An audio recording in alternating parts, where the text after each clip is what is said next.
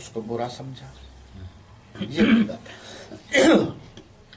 ये आगे 3 रस्म रिवाज, बिदअत, जमा बिदात या शिरक, ये अलग अलग कैटेगरी है। रस्म रिवाज को रस्म रहने दो, ये मिसाल के तौर पर मैं वाज़ेह कर दूं कि हमारे यहाँ पहले ये रस्म थी जिसको आजकल हम कुल खानी कहते हैं, अब इसको जरूरी करार दे दिया गया तो अब ये बिदअत बन गई कि जो ना करे उसको बुरा समझते हैं, जो करता है वो करने वाला उसको सवाब समझता है, जरूरी समझता है, सारी शराइत पूरी हैं, इसलिए ये बिदअत के जुमरे में आएगा। हालांकि मुझे अच्छी तरह याद है कि हमारे बुजुर्ग मना भी करते थे और कुछ लोग कहते थे यार इस एतबार से लोग जमा हो जाते हैं, कुछ दीन की बातें हो जाती हैं। उस वक़्त सिर्फ इज्तिमा हो जाता था, कुछ उसको कोई बांटते भी नहीं थे। फिर बाद में कुछ बांटना शुरू कर दिया, बाद में कुछ पढ़ना शुरू कर दिया, ये काम पूरा हो गया। और एक है शिर्क, मैंने वजाहत कर दी कि किसी से मदद लेना। ये अल्लामा शबीर अहमद उस्मानी रहमतुल्लाह अलैह ने तफसीर उस्मानी में इय्याका नअबुदु व इय्याका नस्तईन के ज़ेर तहत जो लिखा है मदद की, वो यही वजाहत है। लेकिन बहुत से कम इल्म लोग अल्लामा साहब की इस बात को समझ नहीं सके, तो उन्होंने ये कहना शुरू कर दिया नऊज़ बिल्लाह कि अल्लामा शबीर अहमद उस्मानी भी नऊज़ बिल्लाह मुशरिक था। पहली बात है समझने की, हर एक चीज को शिर्क करार देना इसकी इजाजत नहीं है। जो शिर्क है, मैंने पिछली दफा आपके सामने पढ़ के सुना दिया था कि शिर्क फी जात है क्या, एक है अल्लाह की जात में शरीक करना, एक है अल्लाह की सिफात में शरीक करना। इन दो वजाहतों के बाद अब देखिए कि अल्लाह को कितनी नाराजगी है। अल्लाह हर गुनाह कबीरा करने वाले से नाराज होते हैं, लेकिन उनमें से सबसे नाराजगी अल्लाह को उस शख्स पर ज्यादा होती है जो शिर्क करता है। और फिर इतनी नाराजगी अल्लाह को, इतना गुस्सा, बस यूं समझिए कि अगर आपका ज़हन हाजिर है तो तौहीद अल्लाह की गैरत का नाम है, शिर्क अल्लाह की गैरत को चैलेंज करने का नाम है। ये रवाहुल खातिब कि तौहीद अल्लाह की गैरत का नाम है और शिर्क अल्लाह की गैरत को चैलेंज करने का नाम है। तौहीद अल्लाह की गैरत कैसे है? तौहीद इतना नाजुक मसला है कि अल्लाह अपने किबरियाई में, अल्लाह अपनी तौहीद में, अल्लाह अपनी वहदानियत में, अल्लाह अपनी समदियत में न ढील बर्दाश्त करता है न ढील बर्दाश्त करता है। ढील भी बर्दाश्त नहीं है यहां कि कुछ लो कुछ दो। तौहीद में ये ढील है। ढील कभी मान लिया कभी ना माना, और ढील से जो नताइज आपके सामने आ रहे हैं कि मुशरिकीन सर चढ़ चुके हैं, वो भी आपके सामने। वहदानियत में ना ढील बर्दाश्त होती है ना ढील बर्दाश्त होती है। गैरत मैंने कैसे कहा, आगे अल्फाज भी आ रहे हैं कि देखिए इंसान को देखिए कि इंसान में भी जो हम अशरफुल मखलूकात में से हैं, इनमें भी बहुत से मामलात हैं और उन मामलात में से सबसे अहम मामला गैरत का है। गैरत क्या है कि मर्द ने शादी की, उसकी बीवी आ गई, बिस्तर पर बैठी है, अब पहली रात है, अब उस खाविंद का बाप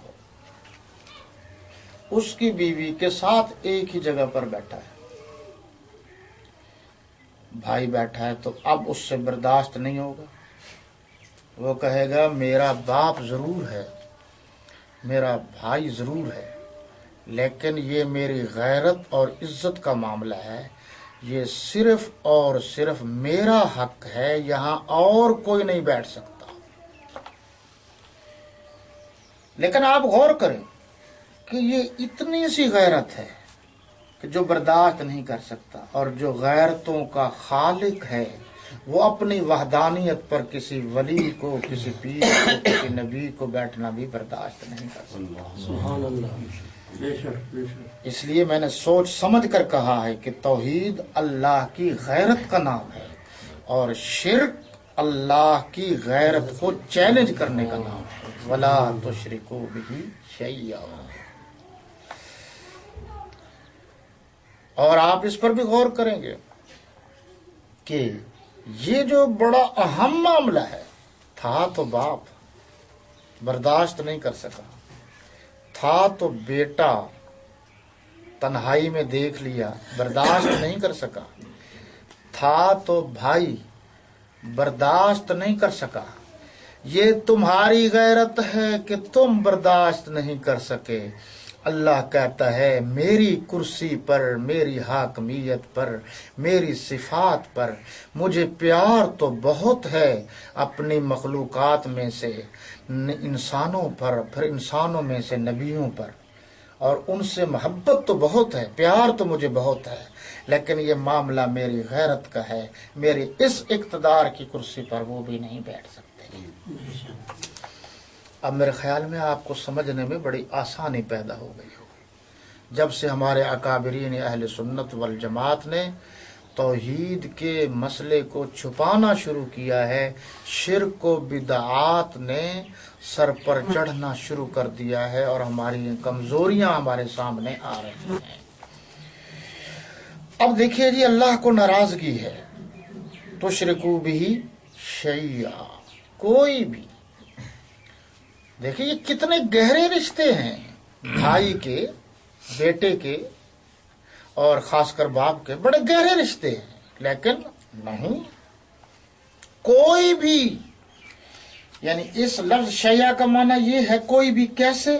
جس طریقے سے یہ کہا جائے گا کہ جب باپ اتنا گہرا رشتہ ہے، بیٹا اتنا گہرا رشتہ ہے، بھائی اتنا گہرا رشتہ ہے، تو ایک غیرت مند خاوند اس کو بیٹھنا برداشت نہیں کر سکتا، عام آدمی کو وہاں بیٹھنے کی جو مخصوص جگہ ہے اس کی عزت کی، وہاں بیٹھنا کے لیے کیسے اجازت دے سکتا ہے؟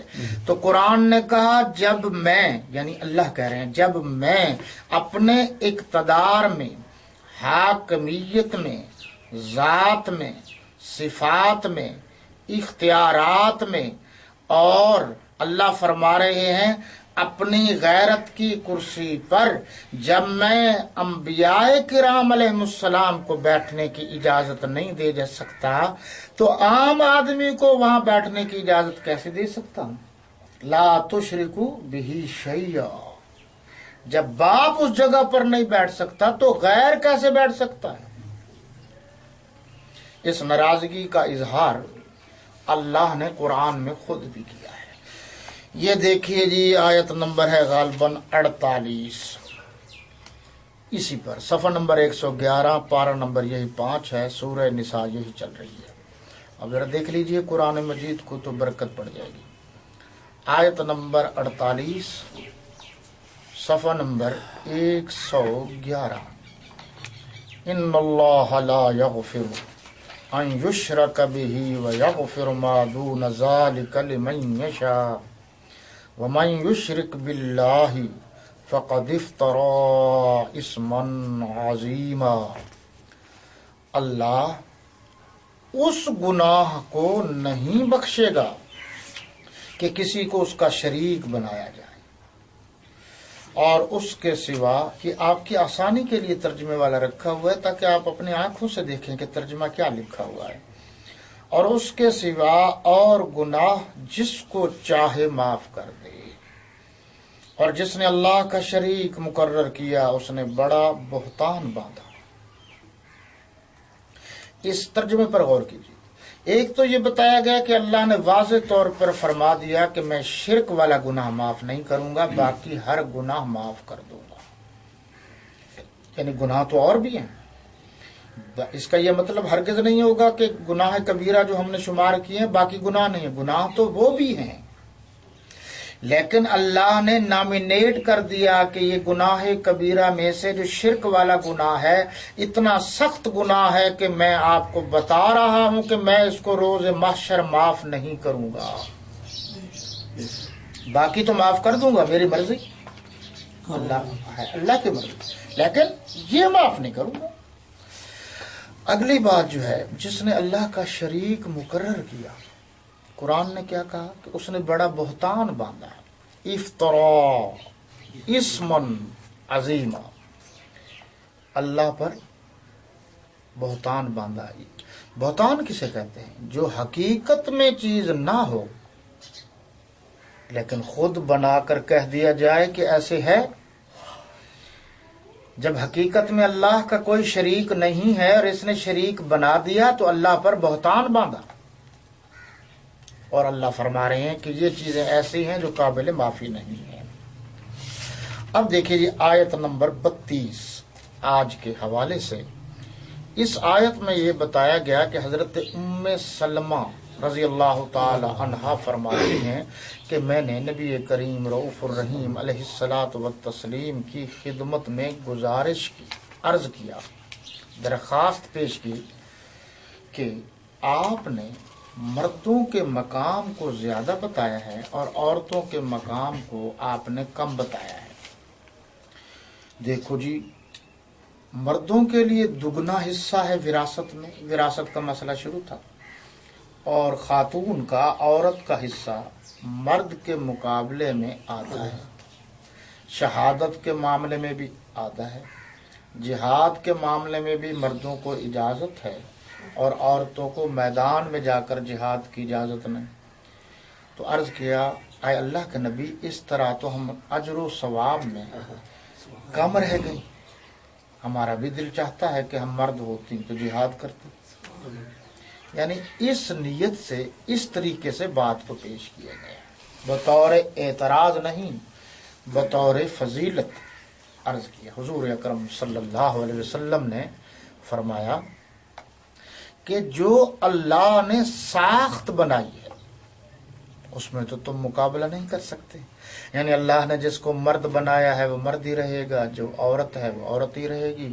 اگر عورت چاہے کہ میں مرد بن جاؤں اور مرد چاہے کہ میں عورت بن جاؤں تو یہ تو نہیں ہے، بنانے والا وہ ہے، یہ تو نظام میں ساری گڑبڑ ہو جائے گی۔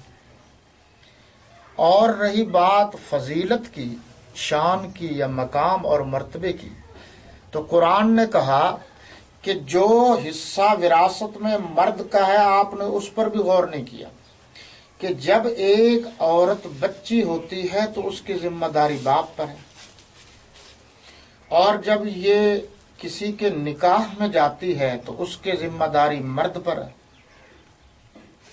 اب مرد کو اسلام نے کہا دگنا وراثت میں، تو قرآن یہ کہہ رہا ہے، یعنی اللہ تبارک و تعالی یہ فرما رہے ہیں کہ وہ دگنے کی تو تمہیں پتہ ہے، ذمہ داریاں تو اس کی ہیں، یہ چلتا ہوا مال پھر پھرا کے پھر بھی تو تم پر ہی خرچ ہوتا ہے۔ اب ڈبل وراثت لی ہے تو بچی کا رشتہ اس نے کرنا ہے، ذمہ داری مرد پر، کوئی موت فوت ہو جائے تو ذمہ داری مرد پر، اور اگر کوئی اور معاملہ ہو جائے تو ذمہ داری مرد پر۔ تو گویا وہ مرد چل چلا کے وہ اپنا مال خرچ تو عورت پر کرتا ہے، لہذا آپ اس مسئلے میں آپ صلی اللہ علیہ وسلم نے فرمایا بات نہ کریں۔ باقی رہی بات فضیلت کی، اب اللہ کے قرآن نے کہا ہے کہ عورت کو بھی فضیلت حاصل ہو سکتی ہے، جو فضیلت، پھر وہی عرض کروں گا، جو اللہ نے اختیارات دیے ہیں۔ مثلا ایک عالم محنت کرتا ہے، ایک خاتون بھی محنت کر کے عالمہ بن سکتی ہے،